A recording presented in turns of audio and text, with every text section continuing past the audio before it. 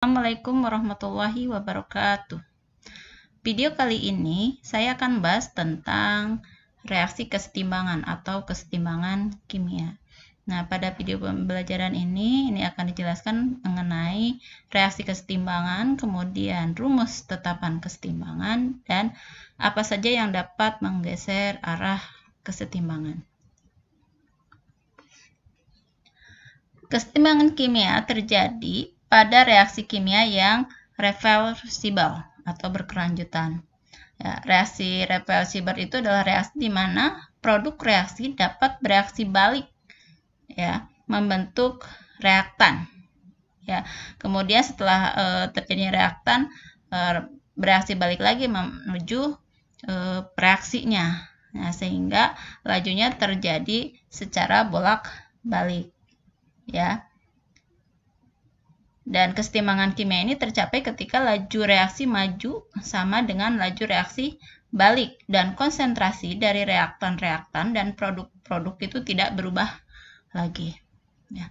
Contohnya, perhatikan 3 gambar berikut. Ya. Ini ada air, ya. Di sini air ini yang ditutup dengan botol. Ya. Ketika didiamkan, maka terjadi kesetimbangan, ya, di mana laju penguapan itu sama dengan laju pengembunan. Jadi air yang di dalam botol ini ada yang menguap, kemudian setelah menguap langsung mengembun, dan terus terjadi seperti itu. Ya. Kemudian kalau kita bandingkan dengan yang kedua, laju penguapannya itu lebih tinggi. Ya. Ketika tutupnya dibuka, maka penguapan terus terjadi dan tidak terjadi pengembunan.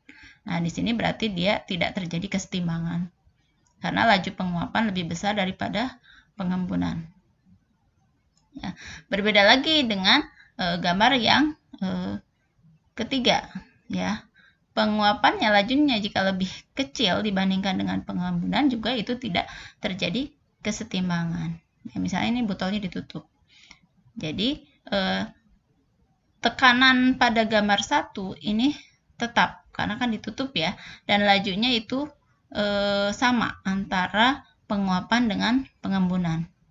Sementara yang gambar kedua ini tekanan di dalam sistem ini berubah, ya, dan yang ketiga juga sama, tekanan berubah karena lajunya berbeda.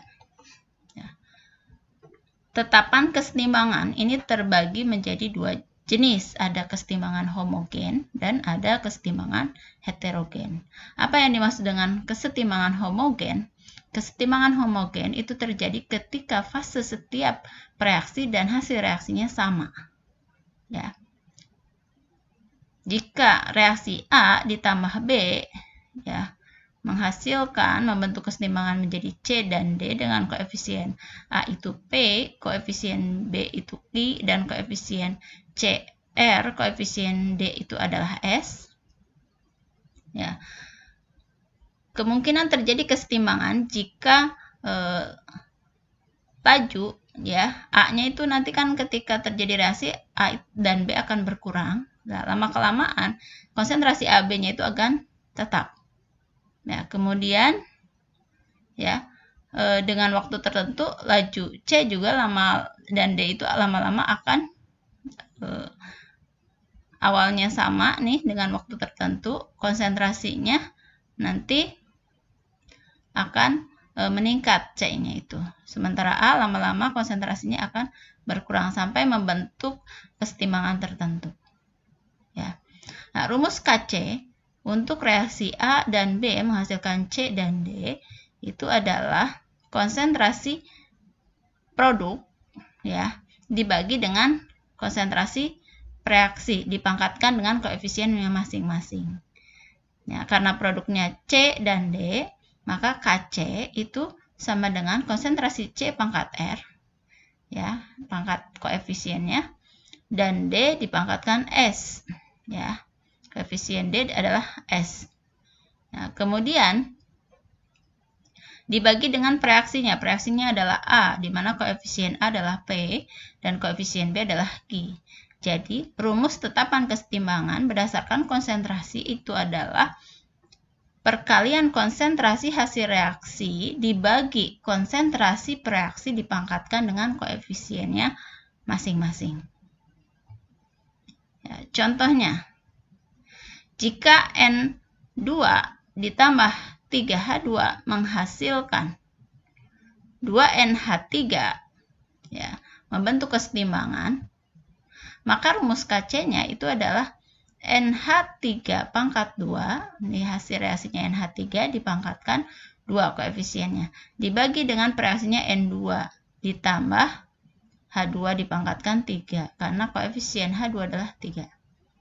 Kemudian contoh berikutnya, Ag plus ditambah 2NH3 itu menghasilkan AgNH3 2 kali positif, ya.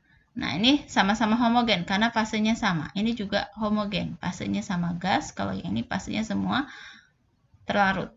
Ya, maka rumus KC-nya konsentrasi hasil reaksinya adalah AgNH3 2 kali positif dipangkatkan 1, ya, dibagi konsentrasi Ag plus dikali konsentrasi NH3 pangkat 2. Ya, kemudian contoh berikutnya 2SO3, ya, membentuk kesetimbangan menjadi 2SO2 gas dan O2 gas. Maka KC-nya adalah SO2 pangkat 2 dikali O2, ya, dibagi SO3. Yang menjadi catatan yang masuk ke dalam rumus KC itu adalah hanya fase gas dan terlarut saja. Sementara fase padat, fase cair itu tidak dimasukkan ke dalam rumus kesetimbangan karena nilainya itu adalah 1. Ya, sementara jenis kesetimbangan yang kedua itu adalah kesetimbangan heterogen. Berarti karena heterogen berarti fasenya berbeda.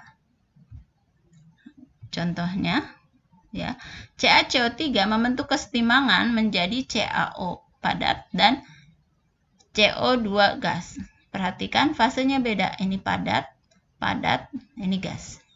Maka rumus KC-nya itu adalah CO2. Ya, jadi yang masuk ke dalam rumus hanya fase gas dan terlarut. Ya, padat tidak masuk. Kemudian contoh berikutnya, jika Ag plus ditambah Fe2 plus menghasilkan Fe3 plus tambah Ag. Ya, ini juga sama-sama heterogen, ya, membentuk kesetimbangan, ini terlarut, ini padat. Maka KC-nya adalah Fe3 plus pangkat 1, ya, dikali Ag plus, ya, Fe2 plus ini pembaginya. Jadi Fe3 plus dibagi Ag plus kali Fe2 plus. Kenapa Ag-nya tidak masuk? Karena Ag-nya bernilai 1. Contoh berikutnya, Na2CO3 ditambah CO2 gas ditambah H2O gas membentuk kesetimbangan menghasilkan 2NaHCO3 padat. Ini juga fasenya berbeda, ada padat, ada gas. Ya. Maka KC-nya 1 dibagi CO2, ini nilainya 1 dibagi CO2 dikali H2O. Ya.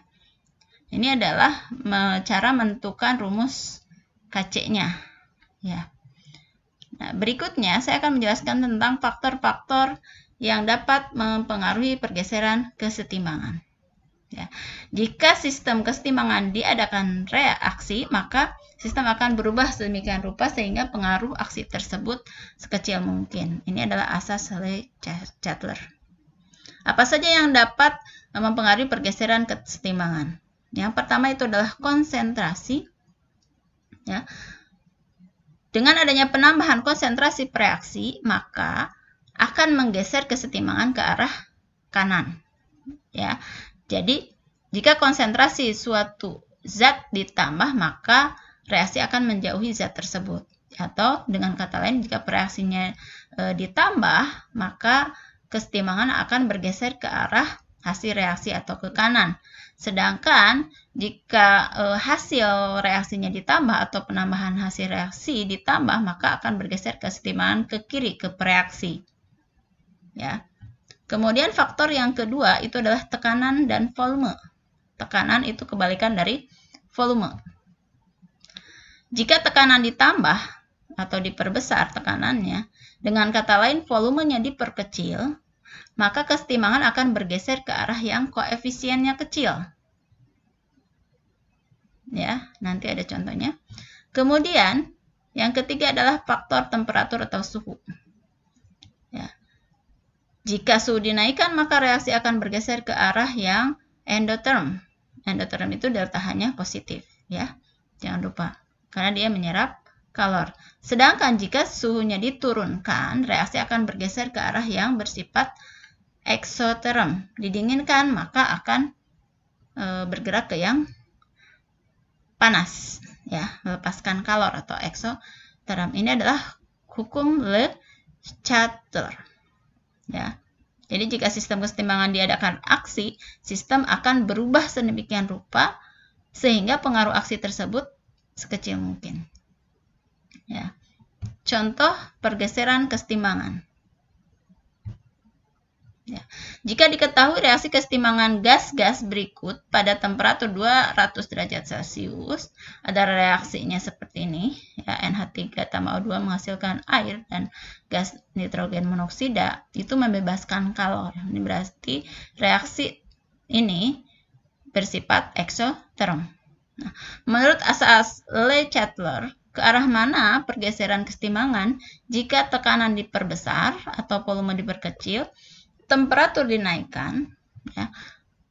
Kemudian yang C ditambah gas NH3 berlebih, ya, ditambah gas O2 berlebih, ditambah zat penyerap air. Ya, perhatikan, pertanyaan yang pertama yang A, jika tekanan diperbesar atau volume diperkecil, maka tekanan itu efeknya adalah ke koefisien. Ya, jika tekanan diperbesar, maka reaksi akan geser ke arah yang koefisien kecil. Perhatikan koefisien di sebelah kiri. Ini ada 4 tambah 7, 11. Sementara di kanan, 6 tambah 4, 10. Jika tekanan diperbesar, geser ke yang koefisiennya kecil, ke kanan. Ya, karena di kanan 10, ini 11. Kemudian, temperatur dinaikkan. Jika temperatur dinaikkan, maka reaksi akan bergeser ke arah yang endotherm. Ini reaksinya exo, berarti kalau endo ke kiri. Ya. Kemudian, jika ditambah NH3 berlebih, berarti konsentrasi zat NH3 ini di kiri. Ya, dipreaksi, maka reaksi akan geser ke kanan. Jika kiri ditambah, maka geser ke kanan. Jika kanan ditambah, geser ke kiri. Nah, NH3 ditambah, berarti geser ke kanan. Nah, kalau geser ke kanan, berarti produknya bertambah. Kalau geser ke kiri, reaksinya bertambah. Ya. Nah, yang keempat, ditambah O2. Ini sama kasusnya. Ditambah O2 ada di kiri, berarti geser ke kanan. Berarti H2O dan NO2-nya dan NO-nya bertambah. Sementara NH3 dan O2-nya berkurang. Yang ketiga, ditambah zat penyerap air. Zat penyerap air berarti airnya diserap, berarti dikurangi. Air itu dikurangi. Kebalikan ditambah, kalau dikurangi malah nambah. Ya, geser ke kanan. Demikian penjelasan mengenai penjelasan tentang kesetimbangan kimia. Berikutnya akan dilanjutkan dengan penjelasan mengenai menghitung tetapan kesetimbangan. Terima kasih atas perhatiannya. Assalamualaikum warahmatullahi wabarakatuh.